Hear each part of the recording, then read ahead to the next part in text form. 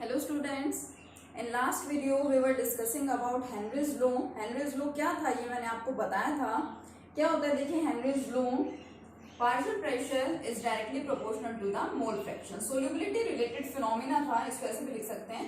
Solubility related phenomena था ये हमारे पास. ये जो ये बताता है law कि जो partial pressure है वो solubility के directly proportional होता है या solubility is directly proportional to the partial pressure. और सोल्यूबिलिटी को हम इस कंजर्वेशन टर्म्स में क्या कर रहे थे, एक्सप्रेस कर रहे थे. और यहाँ पे प्रोपोर्शनैलिटी का साइन हटा करके कांस्टेंट लगाया था, दैट इज के H. Here P is partial pressure. P क्या था यहाँ पे, पार्शियल प्रेशर था. एक्स क्या था देखिए यहाँ पे, X is mole fraction. And what about K H, K H is Henry's constant. इससे रिगार्डिंग मैंने आपको बताया था we can plot graph between P and X also. Partial pressure और मोल फ्रैक्शन में हम ग्राफ प्लॉट कर सकते हैं. और वो ग्राफ हमें कैसा मिला था देखिए, straight line passing through origin. Y axis पे था पार्शियल प्रेशर और एक्स एक्सिस पे क्या था, मोल फ्रैक्शन. क्योंकि हम इसको कंसिडर कर रहे थे as equation of straight line y is equal to M X. अगर इसको एज्यूम करते हुए चले तो m यहाँ पे क्या है, स्लोप. तो इस लाइन का स्लोप क्या आ रहा था, हेनरीज कांस्टेंट यानी कि के एच, पॉजिटिव वैल्यू की. ठीक है, इसलिए ऊपर की तरफ जा रही है straight line passing through the origin. अब देखिए जो के एच है इसकी वैल्यू किस पे डिपेंड करती है, it's value depends on the nature of the gas. Gas की नेचर पे डिपेंड करती है. और हमें यहाँ से देखिए पता चल रहा है कि x इज इक्वल टू, अगर मैं यहाँ से x फाइंड करना चाहूँ तो x क्या मिलेगा, x is equal to P upon K H. तो मुझे यहाँ पे दिख रहा है कि मोल फ्रैक्शन जो कि किसको रिप्रेजेंट कर रहा है यहाँ पे, सोल्यूबिलिटी को. सोल्यूबिलिटी और ये जो हमारा कांस्टेंट है Henry's constant, both these are inversely proportional to each other. दोनों के दोनों क्या है, इनवर्सली प्रोपोर्शनल है. तो अगर सोल्यूबिलिटी बढ़ेगी हेनरीज कांस्टेंट घटता है, या हेनरीज कांस्टेंट बढ़ेगा तो सोल्यूबिलिटी घटेगी. आप इस तरह से बोल सकते हैं कि solubility and Henry's constant. Solubility और हेनरी कांस्टेंट क्या है, these are inversely proportional to each other. और जब ये दोनों इनवर्सली प्रोपोर्शनल है एक दूसरे के, तो हम क्या बोल सकते हैं कि जो हेनरीज कांस्टेंट है वो टेम्परेचर के क्या होगा, डायरेक्टली प्रोपोर्शनल होगा. क्योंकि जब टेम्परेचर बढ़ता है तो सोल्यूबिलिटी घटती है. When temperature increases solubility decreases. और जब सोल्यूबिलिटी डिक्रीज हो रही है तो हेनरीज कांस्टेंट क्या होगा, इंक्रीज होगा. So we can say that as temperature increases Henry's constant also increases. जो हमारा बेसिक कंसेप्ट है वो सारा यहाँ पे यूज हो रहा है, तो इसको आपको थोड़ा अच्छे से ध्यान रखना है. ठीक है, तो ये हमारे हेनरीज लॉ का मेन पॉइंट हो गया. मैथमेटिकल रिप्रेजेंटेशन होगी और इससे रिलेटेड हम न्यूमेरिकल्स भी कर सकते हैं. पार्शियल फ्रैक्शन आपको गिवन हो सकता है, के एच आपको गिवन हो सकता है, आपसे एक्स फाइंड करवाया जा सकता है, या हो सकता है आपको एक्स गिवन हो, पी गिवन हो, के एच आपसे फाइंड करा ले. तो ये सिंपल सा हमें यहाँ पे रिलेशन लगाना है, सिंपल से न्यूमेरिकल्स होते हैं. लेकिन देखिए इस लॉ की क्या है, कुछ लिमिटेशंस भी होती हैं.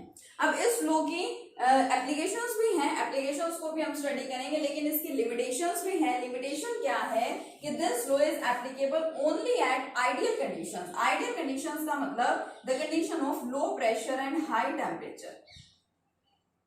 ठीक है, this law is applicable, this law is applicable at low pressure and high temperature. ये इस लॉ की लिमिटेशंस है.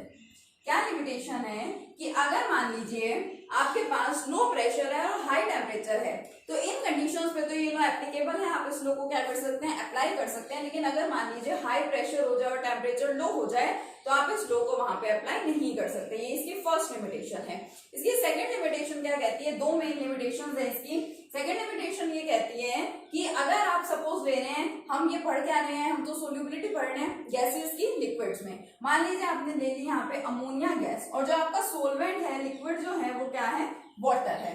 तो ये लो ये मानता है कि अगर आप यहाँ पे इस तरह से सोल्यूबिलिटी चेक करना चाह रहे हैं तो ये लो कब एप्लीकेबल होगा, जब ये दोनों एक दूसरे के साथ कंप्लीटली कंबाइन ना हो. मतलब जो अमोनिया है वो वाटर के साथ कंबाइन होकर के ये बना ले अमोनियम हाइड्रोक्साइड, और अमोनियम हाइड्रोक्साइड का फर्दर डिसोसिएशन हो जाए और ये कन्वर्ट हो जाए NH4 पॉजिटिव में और OH नेगेटिव में. अगर इस तरह की कंडीशन कंडीशन वहां पे आ रही है तो हेनरी लॉ वहां पे एप्लीकेबल नहीं होता. दो सिंपल से लिमिटेशंस हैं. कि ये लो सिर्फ लो टेम्परेचर और लो प्रेशर और हाई टेम्परेचर की कंडीशंस पे ही एप्लीकेबल है, otherwise this law is not applicable. Second application, कि अगर मान लीजिए गैस है वो क्या हो रही है, वो सोलवेंट के साथ कंप्लीटली कंबाइन कर रही है, सोलवेंट के साथ रिएक्ट कर रही है, या फिर उसका आप बोल सकते हैं एसोसिएशन हो गया, या इस तरह से आगे चल के उसका डिसोसिएशन हो गया, तो उस केस में ये जो आपका हेनरी लॉ है ये वहां पर एप्लीकेबल नहीं होता है। ठीक है, इन लिमिटेशंस को आपको अच्छे से ध्यान रखना है। इसकी कुछ सिंपल सी एप्लीकेशंस भी होती हैं।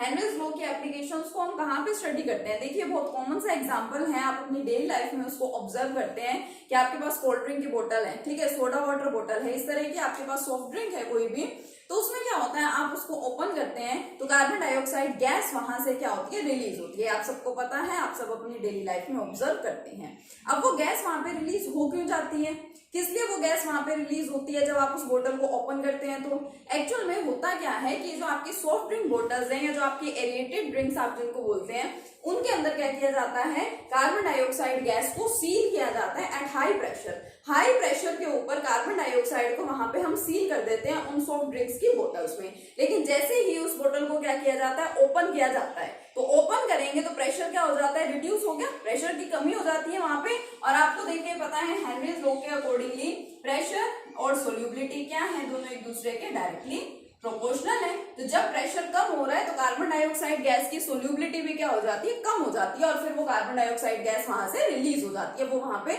डिसोल्व नहीं होती है, ठीक है, सोल्यूबल नहीं होती है वहां पे। ये फर्स्ट इसकी एप्लीकेशन है सिंपल सी, जो हम अपनी डेली लाइफ में ऑब्जर्व करते हैं। सेकेंड अगर बात करूं मैं स्कूबा डाइवर्स की, तो उनका जो कंसेप्ट है वो उनकी जो कंप्लीट एक्सप्लेनेशन उनकी प्रोसेस की, जिस तरह से वो एयर को एक्वायर करते हैं, मींस जिस तरह से वो जिस टाइप की ऑक्सीजन का यूज करते हैं, कंप्रेस्ड एयर या कंप्रेस्ड ऑक्सीजन का वो यूज करते हैं, वो सब चीजें यहाँ पे हेनरीज लॉ के इस सिंपल से रिलेशन से ही रिलेटेड होती है। बहुत सारी इस टाइप की चीजें आप अपने डेली लाइफ में क्या करते हैं, ऑब्जर्व करते हैं। ठीक है, अब देखिए इसके साथ ही मैं आपको इससे रिलेटेड एक न्यूमेरिकल भी करा देती हूँ। देखिए अब जैसे आपके पास कोई एग्जांपल है सिंपल सा, what is the ratio of solubilities of N2 and O2 in water at 373 Kelvin, given that KH N2 and KH for O2, and assume that pressure for nitrogen is this and pressure for oxygen is this। Nitrogen और oxygen gases के लिए आपको Henrys constant given है, आपको partial pressures given है दोनों gases के, and we have to find out the solubilities. पहले तो हम सोल्यूबिलिटी फाइंड करें दोनों गैसेस की और फिर उनका रेशियो फाइंड करें। तो देखिए अकॉर्डिंग टू हेनरीज लॉ हमें क्या पता है कि pressure is equal to KH into solubility, यही बोलते हैं आप। और आपको फाइंड क्या करनी है, यहाँ से सोल्यूबिलिटी फाइंड करनी है, तो ये क्या हो जाएगी, देखिए P/KH, ठीक है, हो जाएगा। फर्स्ट केस अगर मैं लूं सोल्यूबिलिटी, किसके लिए, सोल्यूबिलिटी सपोज मैं यहाँ पे फाइंड कर रही हूँ फॉर नाइट्रोजन, तो नाइट्रोजन के लिए देखिए प्रेशर कितना गिवन है, 0.80 upon KH for nitrogen is this 12.6 into 10⁴ ये होगी सोल्यूबिलिटी किसके लिए, नाइट्रोजन के लिए। सेकेंड केस में मुझे सोल्यूबिलिटी फाइंड करनी है किसके लिए, फॉर ऑक्सीजन, तो ऑक्सीजन का प्रेशर देखिए 0.20 और हेनरीज कांस्टेंट है 7.01 इंटू 10⁴। दोनों का मुझे रेशियो फाइंड करना है, देखिए N2 एंड O2, तो मैं रेशियो फाइंड करूं दोनों का, solubility of N2 divided by solubility of O2। कुछ भी आपसे पूछा जा सकता है, आपसे मोल फ्रैक्शन पूछा जा सकता है। मोल फ्रैक्शन अगर आप फाइंड करते हैं तो आप नंबर ऑफ मोल्स भी फाइंड कर सकते हैं, तो आपसे नंबर ऑफ मोल्स भी पूछे जाते हैं बहुत से न्यूमेरिकल्स में। तो देखिए क्या आएगा, ये वैल्यू को पुट करो, 0.80 अपॉन 12.6 इंटू 10⁴ अपॉन में ये 0.20 इंटू 7.01 इंटू 10⁴ से 10⁴ कैंसिल, इक्वल टू 80 अपॉन, इसका मैंने डेसिमल हटाया 100, 701 इसका भी डेसिमल हटा दिया 100, 12 6 डेसिमल हटाया ऊपर गया 10, और इसी तरह से 20 का ऊपर गया 100, 100 से 100 कैंसिल, 10 कैंसिल, ठीक है, ये भी कैंसिल हो गया यहाँ से, ये आ गया इस तरह से। तो 701 इंटू 2 डिवाइडेड बाय 63 इंटू 10। आप इसको क्या कर लीजिए, सोल्व कर लीजिए, आपको क्या मिल जाएगा, रेशियो मिल जाएगा। ठीक है, तो इस तरह से आप सिंपल से न्यूमेरिकल्स को कर सकते हैं। तो ये आपका हेनरीज लॉ का कंसेप्ट है, बहुत ज्यादा इंपॉर्टेंट कंसेप्ट है, इसको आप लोग अच्छे से स्टडी कीजिए। ठीक है, चलिए नेक्स्ट कंसेप्ट देखते हैं। Next concept is the vapour pressure. क्या है ये? वेपर्स का प्रेशर है। सपोज हम यहाँ पे क्या कर रहे हैं, कंसिडर कर रहे हैं, मान लीजिए आपके पास ये एक क्या है, क्लोज्ड वेसल है, ठीक है। इस क्लोज्ड वेसल में यहाँ पे क्या प्रेजेंट है, लिक्विड प्रेजेंट है। और यहाँ पे जो हम सब्सटेंस लेते हैं ना, मैंने आपको बोला लिक्विड है, तो यहाँ पे कौन सा लिक्विड मुझे लेना है, वोलेटाइल। वोलेटाइल का मतलब क्या होता है, मतलब जो वेपर प्रेशर का जो आप फिनोमेना स्टडी कर रहे हैं, वोलेटाइल सब्सटेंसेस के केसेस में आप लोग पढ़ते हैं। वोलेटाइल का मतलब क्या होता है, the substances which vaporise easily, जिनका इजीली क्या हो जाता है, वेपोराइजेशन हो जाता है, वो वेपर्स में कन्वर्ट हो जाते हैं। तो मैंने एक लिक्विड लिया है यहाँ पे which is basically volatile in nature. Volatile है तो वो इजीली वेपोराइज हो जाएगा, मींस इसके वेपर्स की फॉर्मेशन हो जाएगी, ठीक है। सपोज ये वेपर्स की क्या होगी, फॉर्मेशन हो गई। अब क्योंकि देखिए वेसल यहाँ पे कैसा है, क्लोज है, क्लोज्ड वेसल मैंने यहाँ पे लिया है, तो जो वेपर्स है वो बाहर तो जा नहीं पाएंगे। वेपर्स कहाँ प्रेजेंट है, लिक्विड की सरफेस के ऊपर कुछ वेपर्स प्रेजेंट है, और ये वेपर्स जितना प्रेशर अप्लाई करेंगे, जो प्रेशर एक्सर्ट करेंगे, मींस इन वेपर्स का जो प्रेशर होगा, that pressure is basically known as the vapour pressure. तो देखिए क्या है vapour pressure, it is, note down कर लीजिए इसको, it is the pressure exerted by, it is defined as the pressure exerted by vapors present over the surface of liquid। Liquid की surface के ऊपर जो वेपर्स प्रेजेंट है, वो जो प्रेशर एक्सर्ट कर रहे हैं, जितना प्रेशर एक्सर्ट कर रहे हैं, उस प्रेशर को क्या बोला जाएगा, वेपर प्रेशर। क्योंकि नाम से पता चल रहा है, देखिए वेपर प्रेशर मींस वेपर्स का प्रेशर। अब जिस तरह से आप पढ़ते हैं, हर एक फिनोमेना पढ़ते हैं, किसी ना किसी फैक्टर पे वो डिपेंड करता है, कुछ फैक्टर्स होते हैं जो उसको अफेक्ट करते हैं। इसी तरह से जो हमारा वेपर प्रेशर है, उसको भी काफी सारे फैक्टर्स अफेक्ट करते हैं। तो हम इनके फैक्टर्स स्टडी कर लेते हैं। फैक्टर्स अफेक्टिंग वेपर प्रेशर, ठीक है। कौन कौन से फैक्टर्स हैं जो कि वेपर प्रेशर को क्या करते हैं, अफेक्ट करते हैं। सबसे पहला मेन फैक्टर यहाँ पे क्या आता है, देखिए हम नेचर की बात करते हैं, जो हमने सोल्यूबिलिटी के फिनोमेना पढ़े हैं, चाहे हमने सोल्यूबिलिटी सॉलिड की लिक्विड में पढ़ी हो, चाहे गैस की लिक्विड में पढ़ी हो, फर्स्ट फैक्टर हम वहां पे क्या स्टडी करते हैं, नेचर के बारे में। तो यहाँ पे हम नेचर पढ़ते हैं, नेचर ऑफ द लिक्विड। अब जो हमने यहाँ पे लिक्विड लिया है, जो हमने सब्सटेंस लिया है, उसी के ही तो वेपर बन रहे हैं ना। अब देखिए दो चीजें हैं, नेचर का मतलब यहाँ पे आता है, हम बात करते हैं इंटरमोलिक्यूलर। नेचर में यहाँ पे हम लोग क्या स्टडी कर रहे हैं, about intermolecular forces of attraction.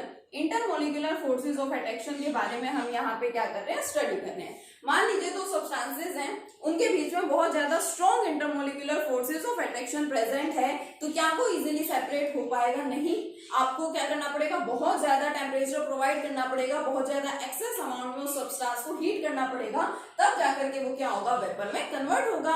और मान लीजिए आपके पास कोई सब्सटेंस है जहां पे इंटरमोलिक्यूलर फोर्सेस ऑफ अट्रैक्शन बहुत ज्यादा वीक है, तो वो सब्सटेंस फटाफट से सेपरेट हो जाएगा for the formation of vapours.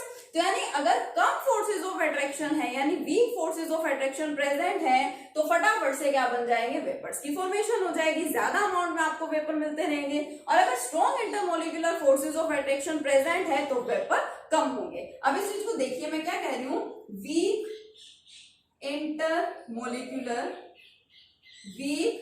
Intermolecular forces of attraction.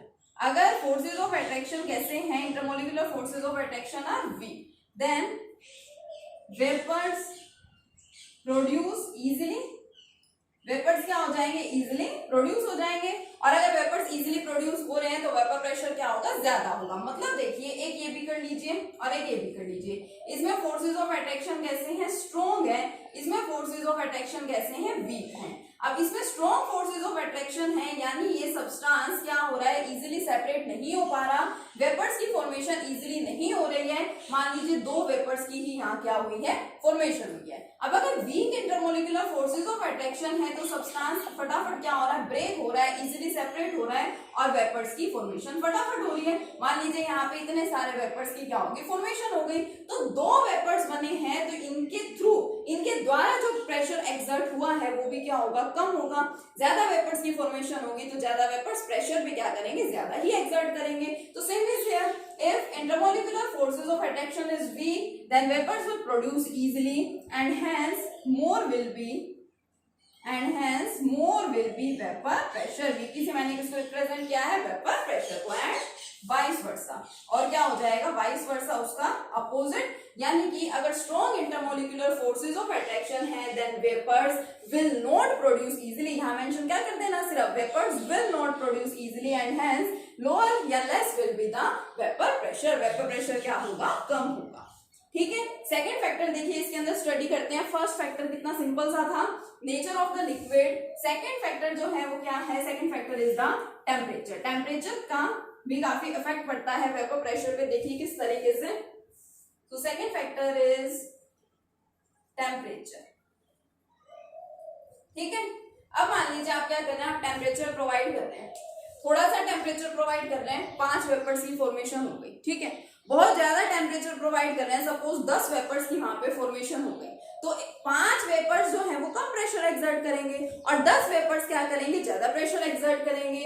It means if temperature increases then number of vapors increases, number of vapors भी क्या हो जाएंगे, बढ़ जाएंगे, and hence vapor pressure also increases, vapor pressure भी क्या हो जाएगा, बढ़ेगा। and if temperature decreases, आपने टेम्परेचर को कम कर दिया तो number of vapors भी क्या होंगे, अब कम ही बनेंगे, तो number of vapors also decreases and hence vapor pressure will also decreases. So we can say here that vapour pressure is directly proportional to the temperature. Temperature बढ़ा तो वेपर प्रेशर बढ़ेगा, temperature घटा तो वेपर प्रेशर भी क्या होगा, घटेगा। एक थर्ड फैक्टर हम यहाँ पे और स्टडी करते हैं। फर्स्ट तो हमने क्या पढ़ा, देखिए नेचर ऑफ लिक्विड, कि जो लिक्विड आप यहाँ पे ले रहे हैं उसकी नेचर पे डिपेंड करेगा सबसे पहले तो, कि वहां पे strong intermolecular forces of attraction है या फिर weak intermolecular forces of attraction. Second factor मैंने आपको यहाँ पे क्या बता दिया है, टेम्परेचर बता दिया, कि अगर आप टेम्परेचर बढ़ाएंगे तो ज्यादा वेपर्स बनेंगे और अगर ज्यादा वेपर्स बनेंगे तो वेपर प्रेशर भी क्या होगा, ज्यादा ही होगा। ठीक है, थर्ड देखिए, third is the purity of substance. Substance की प्योरिटी, तो अब जो आपके पास एक प्योर सब्सटेंस होता है, एक प्योर सब्सटेंस का वेपर प्रेशर हमेशा ज्यादा होता है, क्योंकि प्योर सब्सटेंस में वेपर्स की फॉर्मेशन क्या होती है, ज्यादा होती है as compare to the impure substance. ठीक है, जैसे आपके पास यहाँ पे लिक्विड है और इसके वेपर्स की फॉर्मेशन हुई। ठीक है, ये वेपर्स हैं जो इसके सरफेस पे प्रेजेंट है, इन वेपर्स की क्या हो गई है, यहाँ पे फॉर्मेशन हुई सपोज। और अब इसके अंदर मैंने क्या किया, ये आपके पास प्योर है, ठीक है, और अब मैंने इसके अंदर एक और सब्सटेंस ऐड कर दिया। अब यहाँ पे जो वेपर्स हैं वो देखो इस प्योर सब्सटेंस के तो बन ही रहे हैं, मतलब ये वाला जो सब्सटेंस था उसके भी वेपर बनेंगे, इसके अंदर आपने जो एडिशनल सब्सटेंस ऐड किया है उसके भी तो वेपर्स बनेंगे। उसको सपोज मैंने ऐसे रिप्रेजेंट कर दिया। ठीक है, तो ओवरऑल वेपर प्रेशर जहां जितना आपको फर्स्ट केस में मिल रहा था, यहाँ पे क्या मिलेगा, आपको कम मिलेगा। तो हमेशा याद रखना, बहुत यूज आएगा, कि जो प्योर सब्सटेंस है उसका वेपर प्रेशर हमेशा क्या होता है, ज्यादा होता है। Pure substance pure substance always have more value. A pure substance always have more value of vapour pressure. एक प्योर सब्सटेंस के लिए वेपर प्रेशर की वैल्यू हमेशा क्या होती है, ज्यादा होती है as compare to any impure substance. ठीक है, तो ये हमारा वेपर प्रेशर का कंसेप्ट भी कंप्लीट हो गया है। यहाँ पे क्या हमने पढ़ लिया, हमने हेनरीज लॉ को भी स्टडी कर लिया, वेपर प्रेशर को भी स्टडी कर लिया और फैक्टर्स अफेक्टिंग वेपर प्रेशर को भी हमने स्टडी कर लिया। ठीक है, इसके बाद हमें एक बहुत इंपॉर्टेंट लॉ स्टडी करना है, that is the Raoult's law. उसको स्टडी करेंगे अपने नेक्स्ट वीडियो में। Thank you.